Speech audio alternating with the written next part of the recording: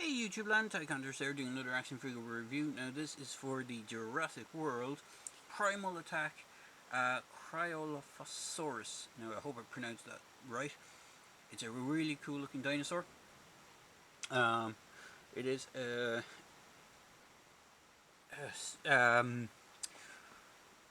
carnivore.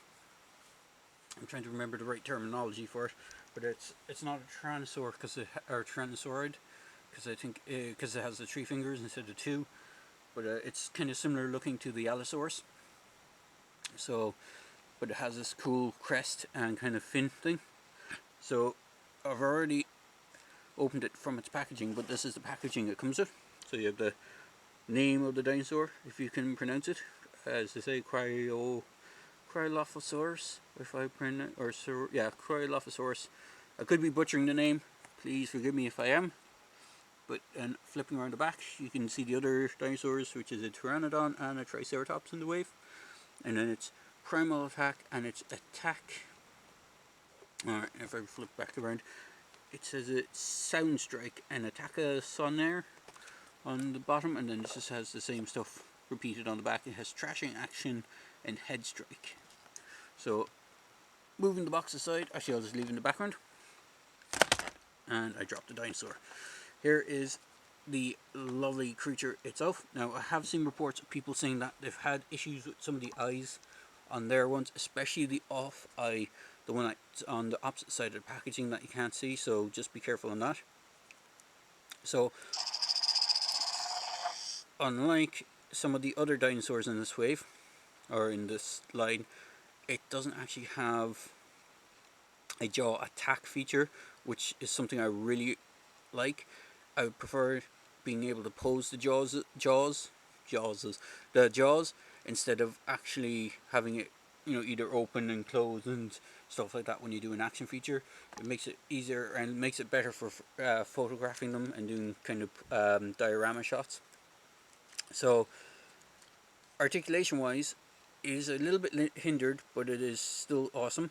So you have this tail gimmick that moves the head and neck, or just the neck and the tail. So you can go up, down, left, right, and then you also have a stomping kind of attack on the legs. So if I just hold the legs down, bear with me a moment when I do this. So if I move the legs up, it moves the head as well, but it gives a different sound. The legs are actually on hinges, so it can move out. It has that slight out to the side hinge as well, as does the arms. Arms can move all the way around. It can actually do a 360 once it goes out to the side a bit. You can pose the hands quite nicely. Legs are quite poseable. It does have the app scan thing on it. Now, I'm not sure if you can see that. I've tried scanning mine several times and it comes up with nothing. I don't know if it's just the fact that they haven't updated the app for the European market. They may have done since the time of this recording, but last time I checked it, several of the newer dinosaurs that I've picked up over the course of the last couple of months, you can scan them, but it doesn't come back with any dinosaur on the app. So I'm not sure what the story is with that for here in Europe. As I said, it could be just mine's not updating anymore, because my phone is actually it's an older iPhone 5, so it may no longer support the most up-to-date version of the app. So that could be just why it's not updating for me. But overall, it's a lovely dinosaur. And then for height-wise, to the tip of the crest, it's around 5.5 inches, so it's 5.5 inches.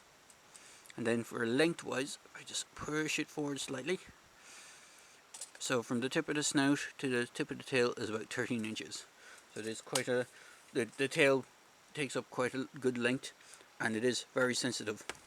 So this usually the slightest tip off it will set off the sound effects. I've had it go off as well even when I was putting it down and stuff like that, and it was just going off. On the bottom you have the sound effects section and where the battery's going as well. So it's not too, it doesn't distract too much from the sculpt because it's hidden quite well when the dinosaur is upright. Obviously, if you have the dinosaur on its side or anything like that, you're going to see it. But overall, it's a really nice dinosaur. So just for other size comparisons, I just need to get the old standard, one of the standard raptors.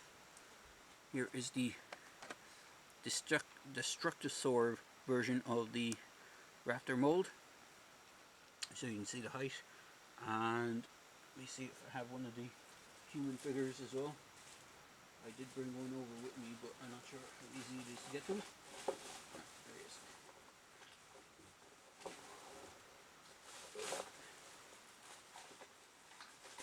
So, just for another size comparison, because I have it at hand, here is the Albertosaurus behind it, and then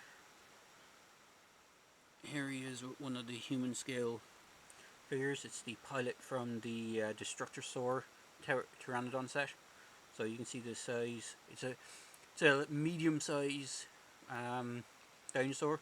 It's not as big as the Rex, but it is pretty big for its own scale. And speaking of Rex, get it into the shot. I might have to move the packaging. Bear with me a moment. Here it is alongside the Legacy style Rex, but this is the Destructosaur version of the Legacy Rex. So I'm not sure if you can see that. Let me just angle my camera just like this, and maybe adjust the lighting because it's quite bright outside. Bear with me a moment. No, it's not going to get any brighter or any darker than that, but let me just move this up. So there you go. There is the Cryolophosaurus.